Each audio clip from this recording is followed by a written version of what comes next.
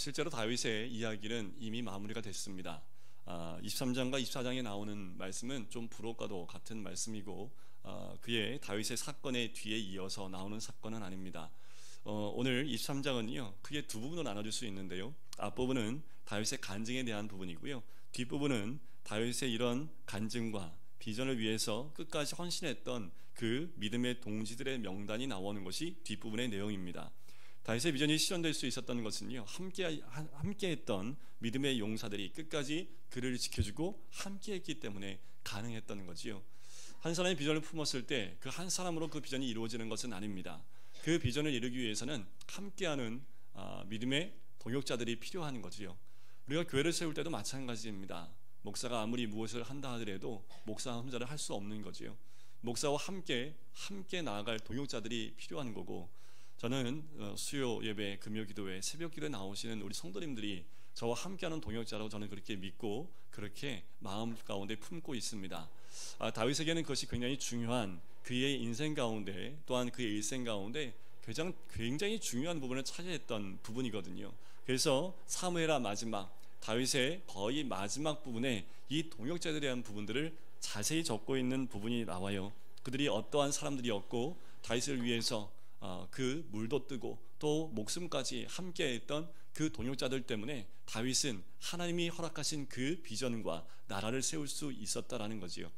어느 곳이든 하나님은 누구에게나 비전을 주십니다. 그 비전을 빨리 발견하고 그 비전대로 나아갈 수만 있다면 우리는 이 땅 가운데 다윗처럼 복받은 인생을 살아갈 수 있을 줄 믿습니다. 가장 중요한 것은 그 비전을 함께 공유하고 함께 나누면서 하나님 나라를 세우는 거지요.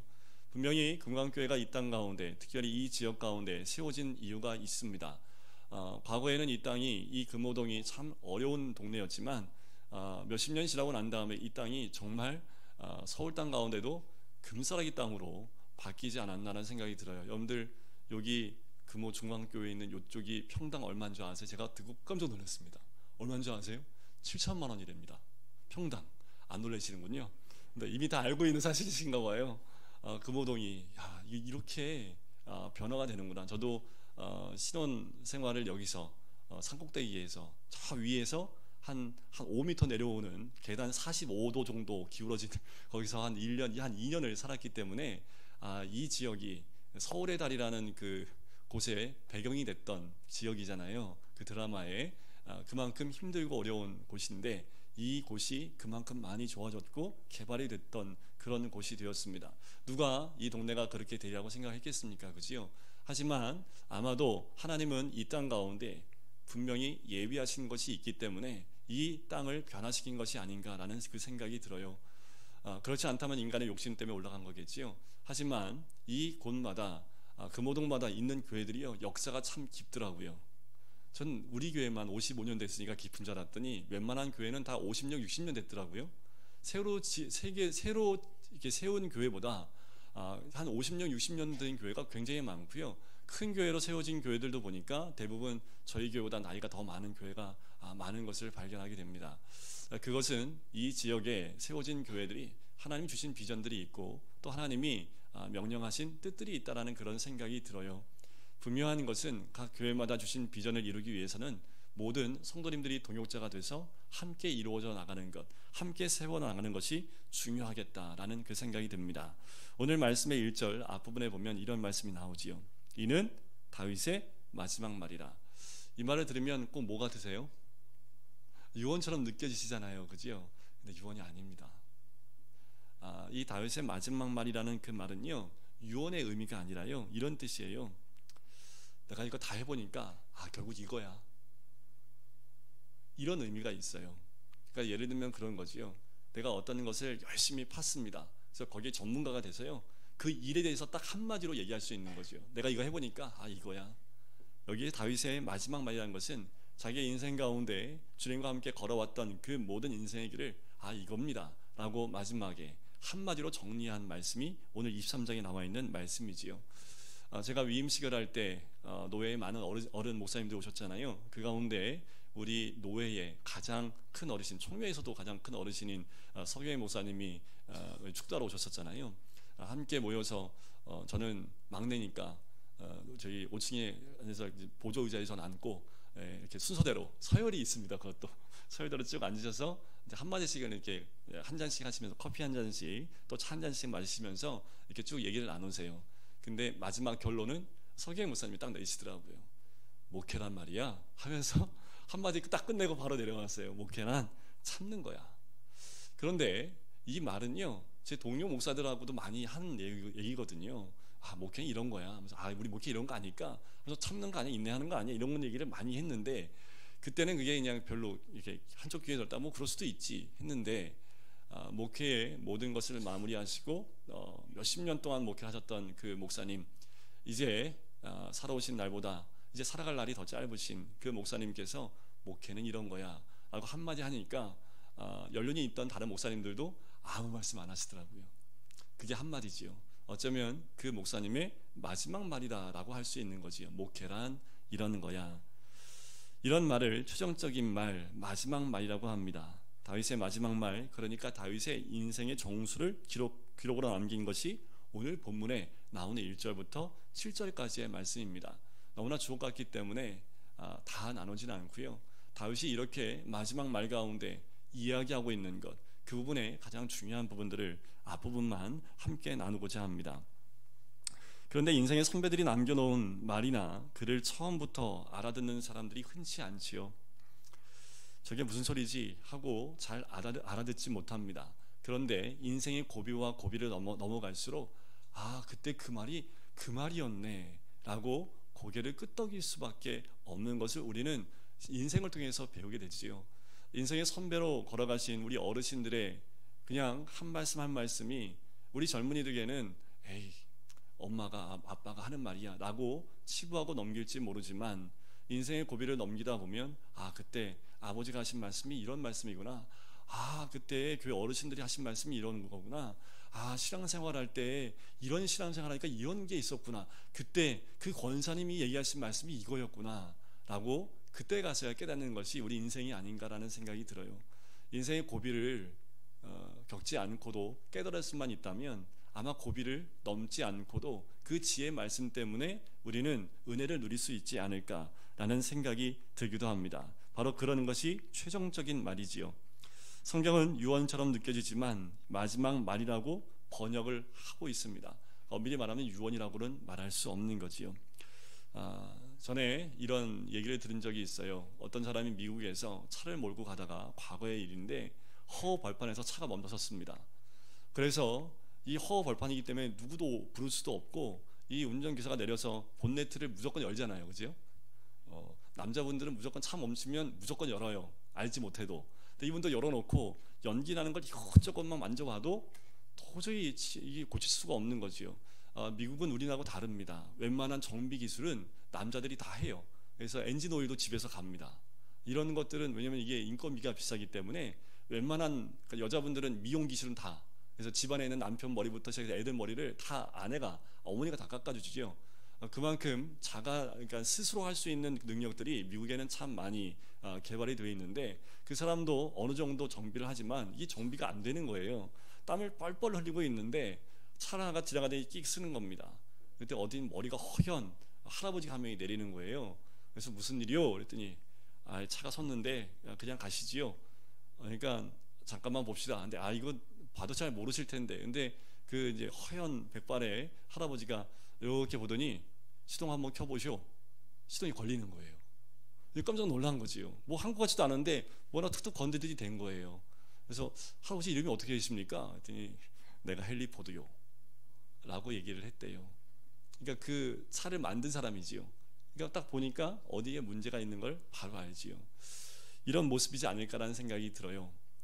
인생의 삶을 살아가면서 마지막을 다 모든 것을 경험하신 분들은 삶에 문제가 있어, 딱 보니까 이거 하나네 하고 탁 건드려주면 그 문제가 풀릴 만큼, 어쩌면 이 마지막 말은 그와 같은 말이 아닐까라는 생각이 듭니다. 우리 부모님들도 나이가 들어갈수록 연배가 더 연수가 오래될수록 자녀들이 하는 모습 보면 안타깝지요. 근데 왜 이렇게 말을 안 듣느냐, 자녀들은 들을 때 잔소리로 듣는 것이 또 참 마음 아픈 거예요. 그럴 때 이럴 때는요, 부모가 스위치하는 게 참 좋습니다. 이쪽 부모님이 이쪽 아들한테, 이쪽 부모님 이쪽 딸한테 얘기하면 상대방 부모님이니까 말을 안 들을 수는 없잖아요, 그죠? 어떤 때 이건 또 지혜가 되지 않을까라는 생각이 들어요. 이런 말을 우리는 마지막 말이라고 이야기하는데, 이런 인생의 선배들의 이야기를 잘 귀담아 들을 수 있는 마음은 참 복된 마음이지 않을까. 하나님 말씀은 더 말할 나위가 없겠지요. 말씀에 갈증을 느끼고 사모하는 마음은 더 복된 마음입니다. 여러분들 이런 격언 같은 굉장히 중요한 그 말씀이 적혀있는 책도 중요하지만, 이 성경을 통해서 하나님의 음성을 우리가 더 듣기를 원하고 들을 수만 있다면 이보다 더 복된 마음이 어디 있을까라는 생각이 듭니다. 그러면 다윗은 자기의 인생을 어떻게 말하고 있을까? 자, 1절에 보면 자기의 인생을 4가지로 표현을 하고 있습니다. 우리 1절을 같이 한번 읽어보도록 하겠습니다. 시작. 이는 다윗의 마지막 말이라. 이새의 아들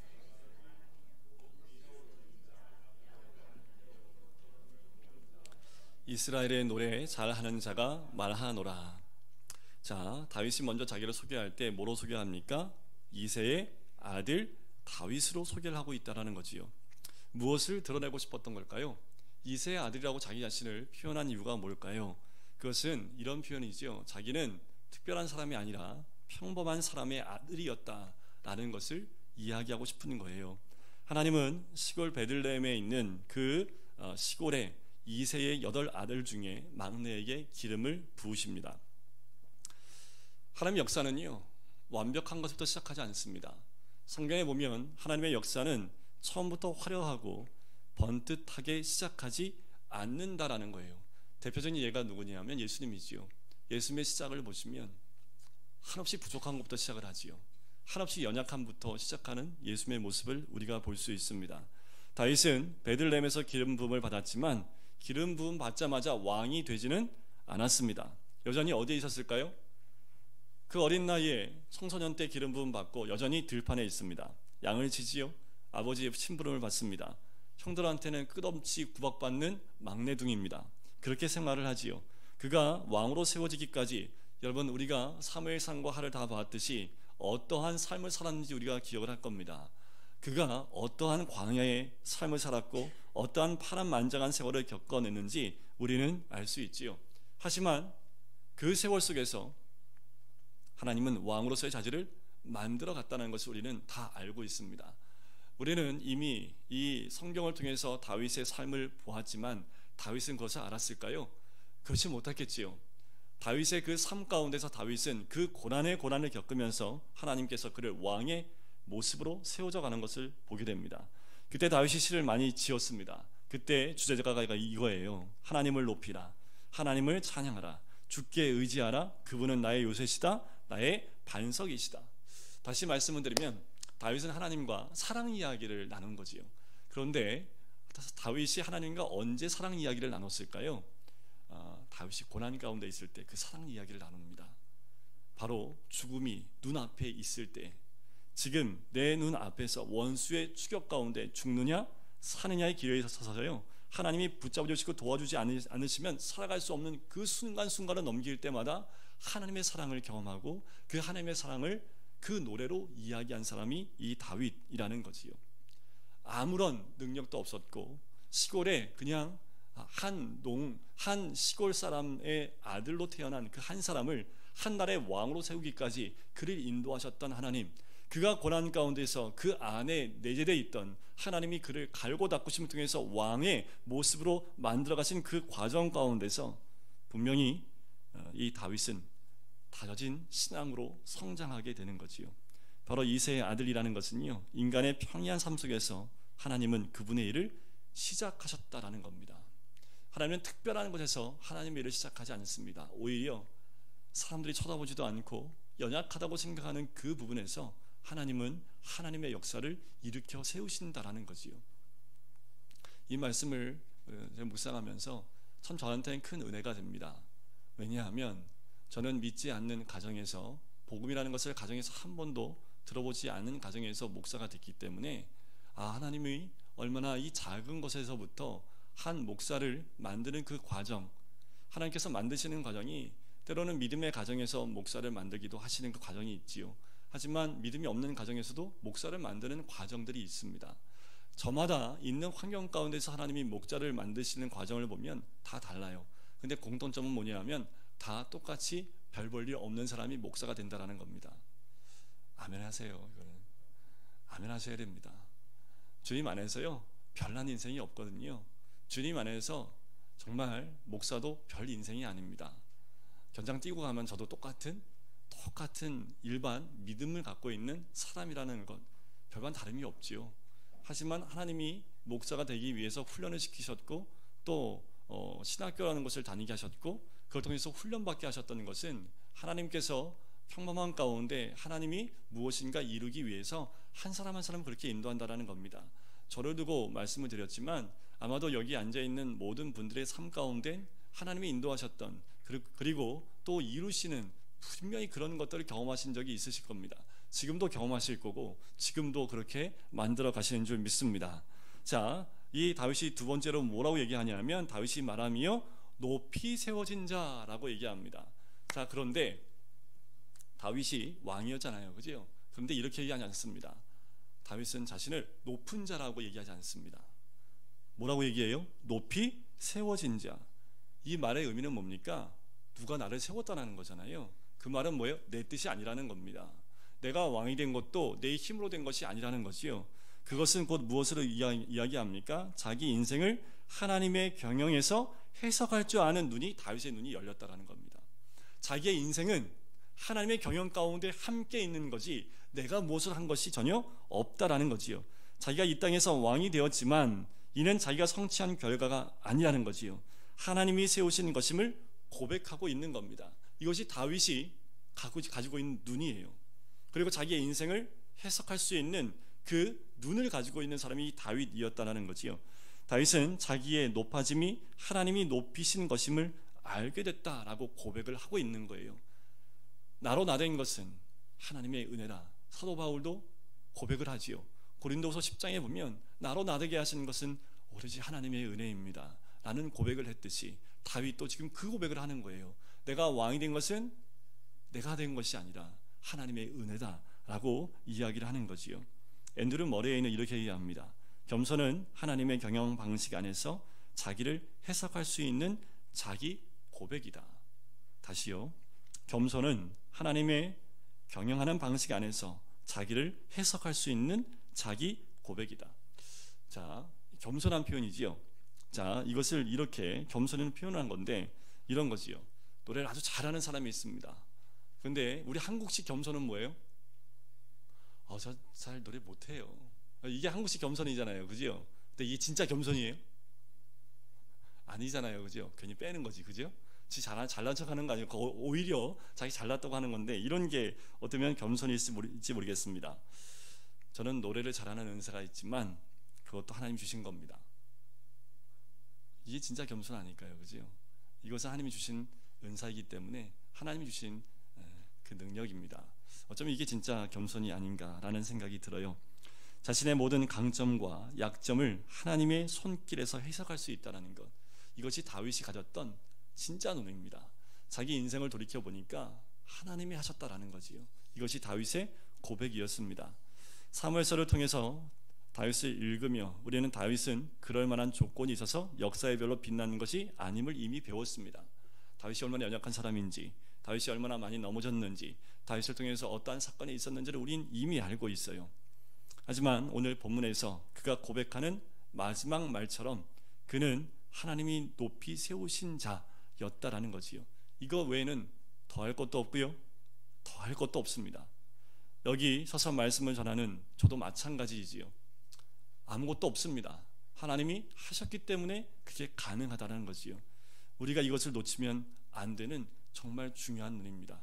우리가 무엇을 능력에서 한 것이 아니라 하나님이 나로 하여금 하신 것이다 라는 것이 우리 고백이 되어야 될 줄 믿습니다.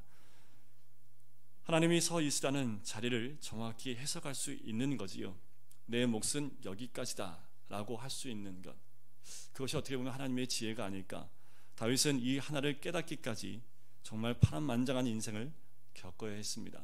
그리고 그 모든 인생을 겪고 보니까 내 몫은 여기까지다 라는 것을 선을 그을 수 있는 그 지혜가 다윗에게 있었다라는 거지요. 세 번째는 이렇게 고백을 하지요. 야곱의 하나님께로부터 기름 부음 받은 자라고 다윗이 소개를 합니다. 왜 하필? 아브라함의 하나님도 있고 이삭의 하나님도 있는데 왜 하필이면 다윗은 야곱의 하나님이라고 고백을 했을까? 야곱의 하나님이라고 말했을 때는 어떠한 하나님을 이 다윗은 기억을 하면서 그렇게 느끼면서 다윗 야곱의 하나님으로부터라는 그 고백을 했을까라는 거예요. 여러분들 야곱 한번 생각해 보세요. 험악한 인생을 몇 년 살았어요? 근데 거꾸로 얘기해 볼까요? 험악한 인생을 살았다는 얘기는 곧 뭐냐면 하나님이 많이 주었다 폈다 했다는 얘기잖아요. 인정을 안 하시네요. 여러분들이 성경에 보면요, 이 야곱이 언제 나오는지 아세요? 25장에 나와요. 근데 몇 장까지 나오는지 아세요? 50장까지 나와요. 그러니까 성경에서 창세기가 총 50장입니다. 실제로 아브라함이 등장한 건 12장부터거든요. 그러면 12장부터 50장까지 누가 제일 많이 기록되어 있을까요? 야곱이지요. 성경에 기록된 거는 뭐만 적었다고요? 사건만 기록해요. 무슨 사건이요? 하여튼 뭐 이렇게 아브라함도 그렇고 다 믿음에서 떨어진 사건, 잘한 사건보다 못한 사건들이 많이 기록되어 있습니다. 그런데 그 와중에 25장부터 50장 몇 장이에요 총? 26장이죠. 그렇죠? 26장, 27장에 걸치는 그 많은 분량에 야곱의 이름이 적혀 있다는 거죠. 그만큼 야곱의 인생에 누가 관여를 많이 하셨다고요? 하나님이요. 거꾸로 말하면 하나님이 관여하게끔 야곱이 했다는 얘기예요, 안 했다는 얘기예요? 했다는 얘기지요. 그럼 다윗의 이 고백은 뭐예요? 내 인생에 하나님이 어떻게 하셨다고요? 많이 관여하셨다는 얘기지요. 그 고백이기도 합니다.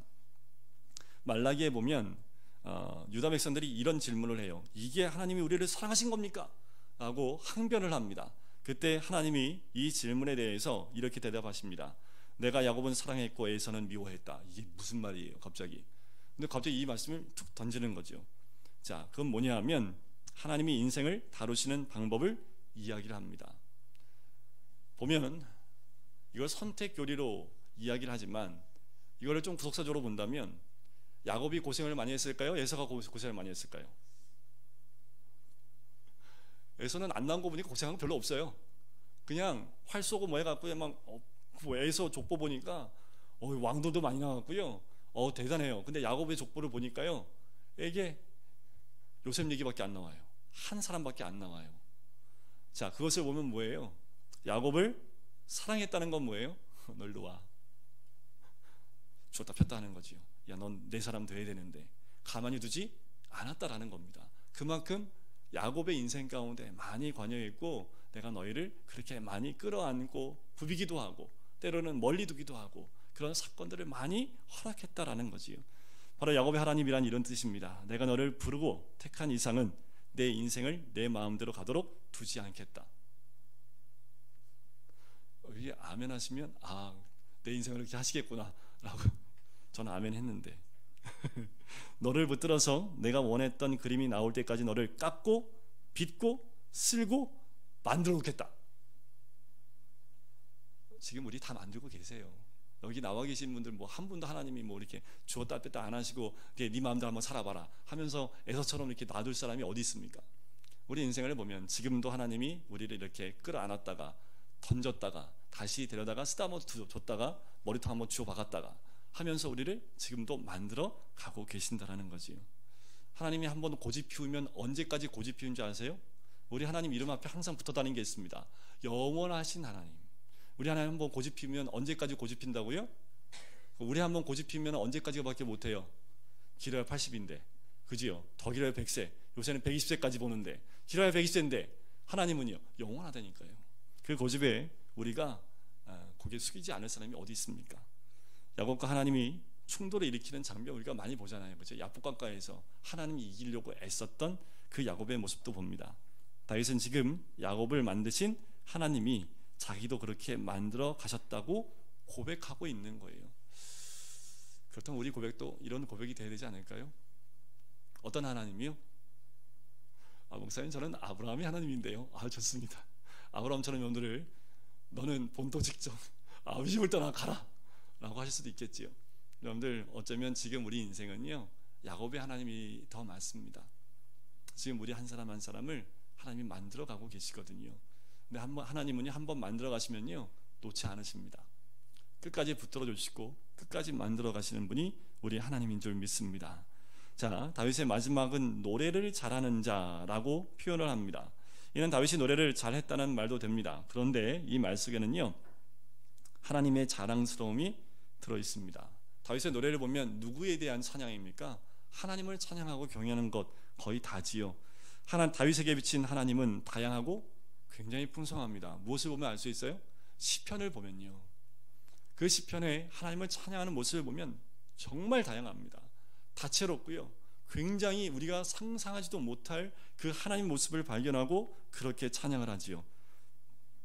하나님의 놀라운 능력과 도우심과 구원을 무수히 경험한 다윗은 하나님을 이렇게 표현하지요. 나의 반석, 요새, 건지시는 자, 피할 바위, 방패, 구원의 뿔, 산성 등등등 하나님을 다양하게 표현을 합니다. 다윗의 눈물, 고난, 넘어짐, 감추고 싶은 오욕과 수치를 전부 하나님을 찬송하는 노래로 걸러낸 거지요. 자기를 만드신 하나님, 또 그 하나님, 나를 지키시는 하나님, 여러 가지 모습으로 하나님을 노래하는, 그래서 자기를 뭐라고 표현해요? 노래하는 자라고 표현을 하는 거지요. 하나님을 높이는 자라는 그 고백과 같은 모습입니다. 다윗의 온 생애가 다 노래가 되었지요. 죄송합니다, 이런 표현을 하면 안 되는데, 우리 애들이, 그 청소년애들이 많이 가는 노래방이 뭔지 아시죠? 코인 노래방이에요. 어른들은 잘 모르시지요. 500원짜리 하나 넣으면 한 2곡 정도 부를 수 있는 코인 노래방이 있습니다. 저도 몰랐는데 애들이 이렇게 몰려가요. 우리 애들도 가봤지, 얘 다. 500원 넣으면 2곡 내지 3곡을 부르는 거예요. 왜 이 말씀을 드리냐면, 다윗의 노래방에 이렇게 코인 넣으면 다윗의 노래가 막 흘러나오는 거지요. 어디다가 여러분들 해요? 성경에 시편에다가 한번 믿음의 코인 한 딱 넣어보십시오. 거기에 보면 딱 믿음의 코인 넣을 때 흘러나오는 모든 노래가 뭐예요? 하나님을 찬양하는 다윗의 노래가 흘러나오는 거지요. 우리가 무엇을 배워야 됩니까? 세상의 노래가 아니라 다윗이 자기의 가슴에서부터 써내려가는 그 노래를 우리가 함께 배우는 것. 그래서 오늘 남성 이상공 논체가 부른 찬양이 그런 찬양이지요. 내 삶의 고백의 찬양일 수도 있습니다. 하지만 이 가사는 성경에 나와 있는 가사를 작시해서 쓴 거기 때문에 어떻게 보면 이 안에는 다윗이 이미 자기의 가슴을 풀어서 쓴 그 시편을 가지고 쓰게 된 노래라는 거지요. 찬송이라는 거지요. 우리 삶에 그런 고백과 찬송이 있기를 주의 이름으로 간절히 축원드립니다. 우리 2절을 같이 한번 읽어볼까요? 시작. 여호와의 영이 나를 통하여 말씀하심이요. 자, 오늘은 23장은 딱 1, 2절만 우리가 함께 볼 텐데, 자, 2절 안에 굉장히 다윗의 겸손한 고백이 있습니다. 다윗은 왕으로 살았잖아요. 다윗은 기름 부음 받은 대로 이스라엘의 통치자가 됩니다. 왕으로 사는 이 자세는 우리에게 필요하지요.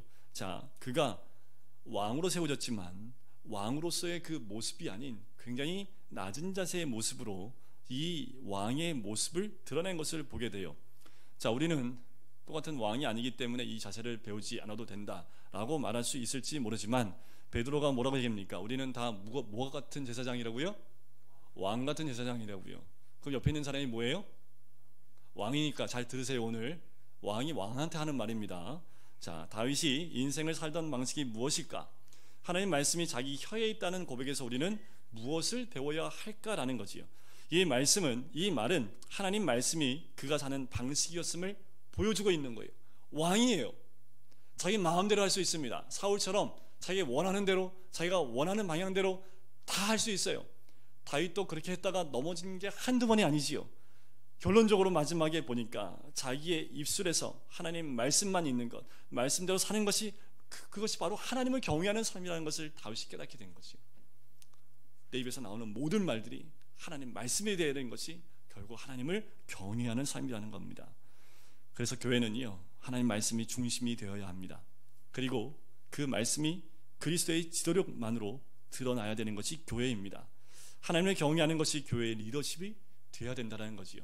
다윗은 자신의 리더십을 드러낸 것이 아니라 다윗은 하나님을 경외하는 모습을 드러내므로 그 모습에서 진정한 리더십을 그 땅 가운데 보여지게 된 거지요. 그래서 다윗 왕국은 하나님 나라의 그림자와 같은 모습으로 먼저 우리에게 보여준 모습이 다윗의 왕국입니다.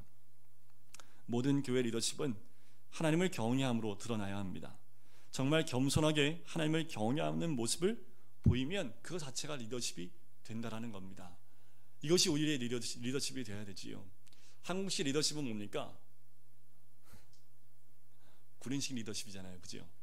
근데 요새 많이 바뀌었지요.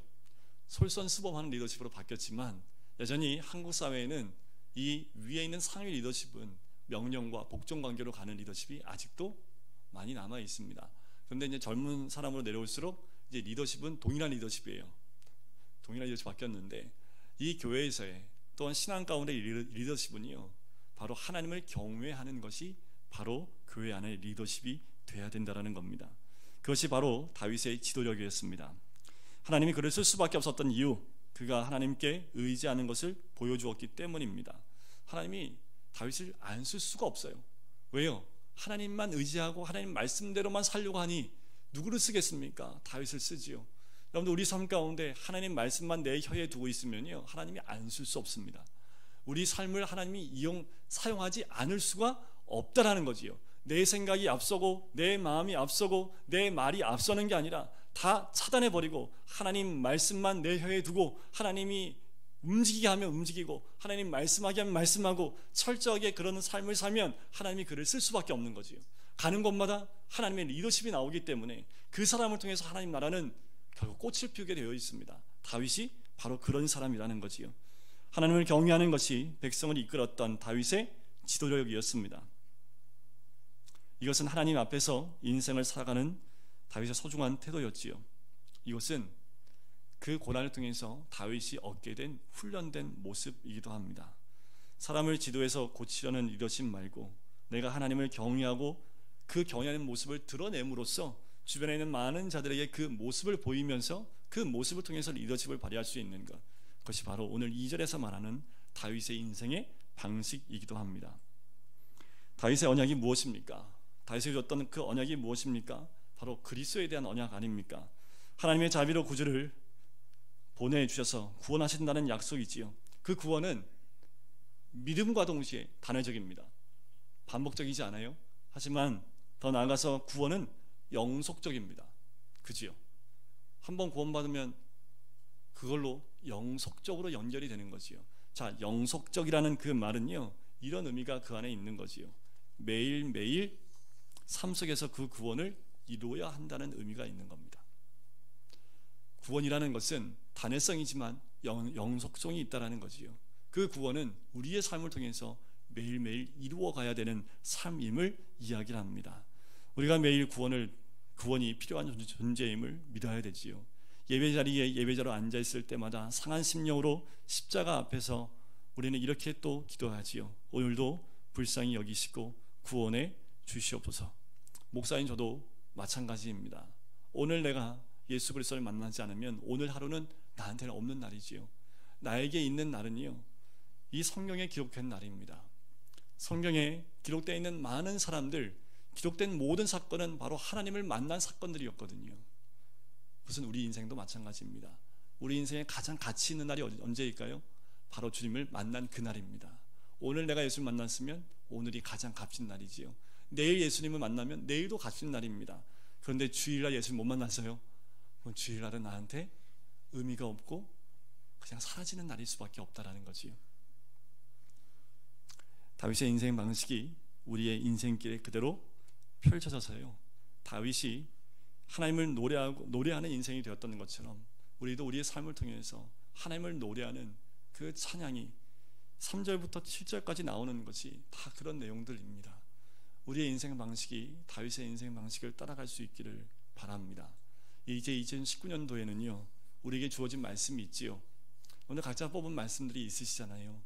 제가 일부러 한 절 말씀을 안 드렸고요, 올해는 하나님이 저에게 그런 마음을 주시는 거예요. 한 절이 아니라 단락을 주라. 한 절 말씀 갖고 끙끙거리게 하지 말고 단락의 내용을 줘서 그 안에서 무슨 의미인지 스스로 묵상해보고 여러 가지 하나님의 음성을 듣게 하라는 그 마음을 받아서요, 제가 거의 한 140개 넘게끔 만들었거든요. 더 많이 쓸 수 있는데 이게 너무 많으면 또 그러니까, 그래서 지금 많이 남았어요. 작년엔 100개 했더니 모자라가지고 우리 성도님들 성구용신 예배 나오신 분들 가운데 못 뽑은 분들이 있더라고요. 그래서 제가 이번엔 140개를 만들었죠. 그때 한 30개가 남았더라고요. 그래서 주일날 못 뽑으시니까 성경신 예배 못 나오시는 성도님들이 이제 주일날 뽑을 수가 있는데, 여러분들 그 말씀이 우리의 삶을 지배해야 됩니다. 그 말씀에 대해서 깨닫고 그 말씀을 이 혀에 두셔야지요. 매일.